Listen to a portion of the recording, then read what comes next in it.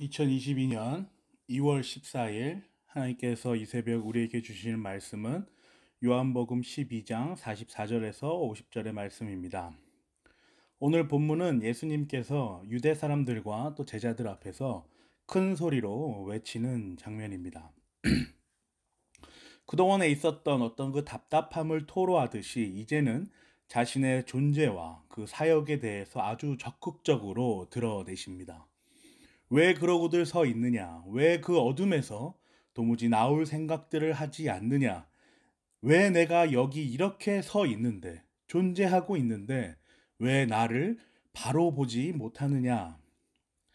이러한 마음으로 애통해 하시며 예수님께서는 큰 소리로 외치십니다. 44절과 45절입니다. 예수께서 큰 소리로 말씀하셨다. 나를 믿는 사람은 나를 믿는 것이 아니라 나를 보내신 분을 믿는 것이요. 나를 보는 사람은 나를 보내신 분을 보는 것이다. 예수님께서는 자신을 믿는 것이 성부 하나님을 믿는 것이요. 자신을 보는 것이 성부 하나님을 보는 것이라는 설명을 하십니다. 이는 자신의 보이는 인성이 전부가 아님을 알려줍니다. 사람들이 보고 듣고 경험한 인성의 예수님께서 그 인성의 모습이 전부가 아님을 교훈하시는 것이죠. 신성의 하나님을 보이십니다. 또 드러내십니다. 그렇게 가르치십니다. 이어서 왜 인성으로서 내려올 수밖에 없었는지를 교훈하십니다. 46절과 47절이죠. 나는 빛으로서 세상에 왔다. 그것은 나를 믿는 사람은 아무도 어둠 속에 머무르지 않도록 하려는 것이다. 어떤 사람이 내 말을 듣고서 그것을 지키지 않는다 하더라도 나는 그를 심판하지 아니한다. 나는 세상을 심판하러 온 것이 아니라 구원하러 왔다. 예수 그리스도께서는 이 세상에 온 까닭은 어둠 속에서 헤매는 자들을 구원하시기 위함이라는 것을 밝히고 계십니다. 그대로 뒀다가는 도무지 빛이 무엇인지, 진리가 무엇인지, 자신들의 죄의 본질이 무엇인지를 알 수도 없고 알려고도 하지 않기 때문에 너희들이 직접 눈으로 보고 귀로 들으며 삶으로 경험할 수 있는 사람의 몸, 즉 인성으로 내려오셨다고 설명하시는 것입니다. 이는 예수님의 사역의 본질을 그대로 예수님의 육성으로 그의 말씀으로 보이는 아주 적극적인 표현으로 요한복음에 기록된 예수 그리스도의 사역이 이제 거의 절정을 향하여 가고 있음을 보여줍니다. 이제 얼마 지나지 않아 그 사역이 진행되어 실행될 것이라도 알려주는 부분이기도 합니다. 48절입니다. 나를 배척하고 내 말을 받아들이지 않는 사람을 심판하시는 분이 따로 계시다.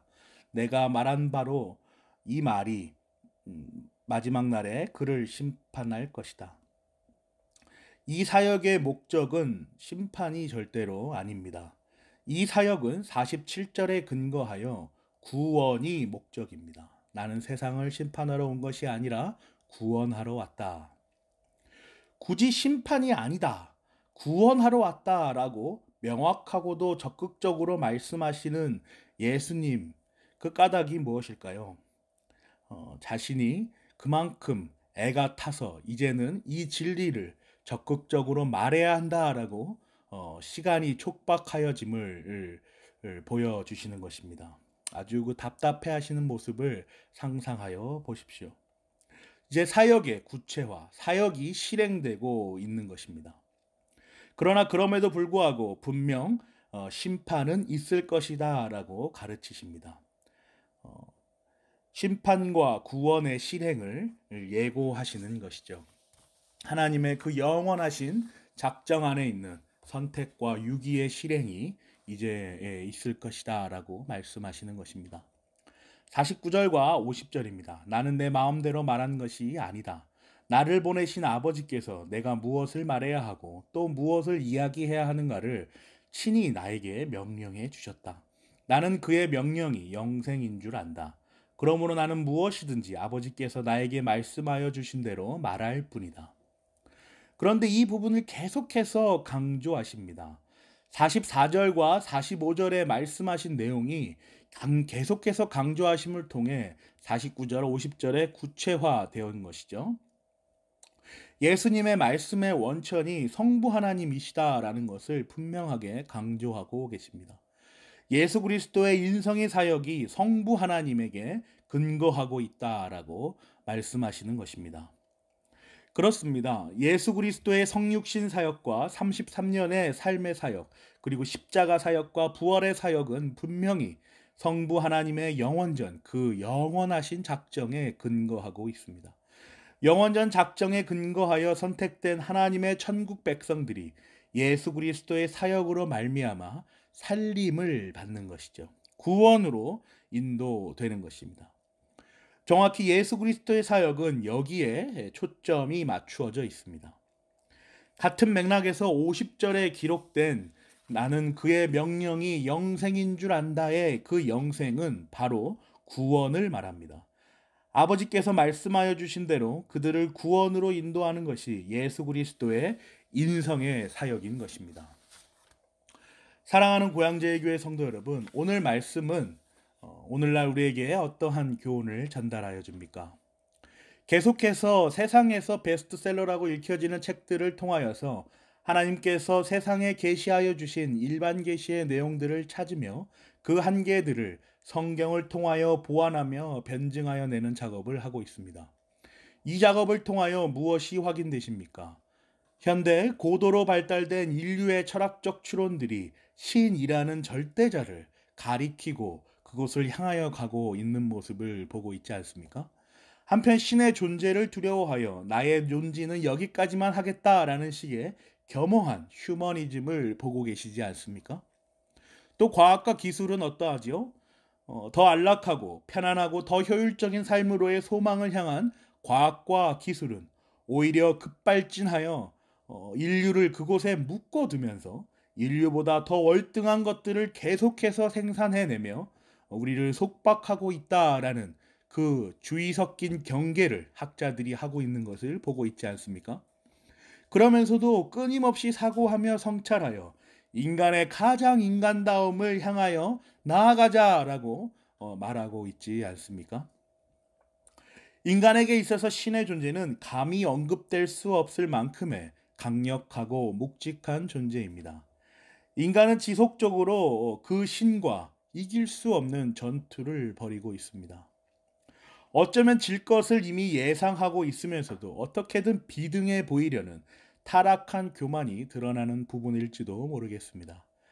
이렇게 어둠 속에서 도무지 빛을 알 수도 없고 알려고도 하지 않는 인간에게 눈으로 보고 귀로 들으며 모든 신경계로 만질 수 있는 참 사람이신, 완전한 사람이신 예수 그리스도께서 땅으로 내려오셨습니다.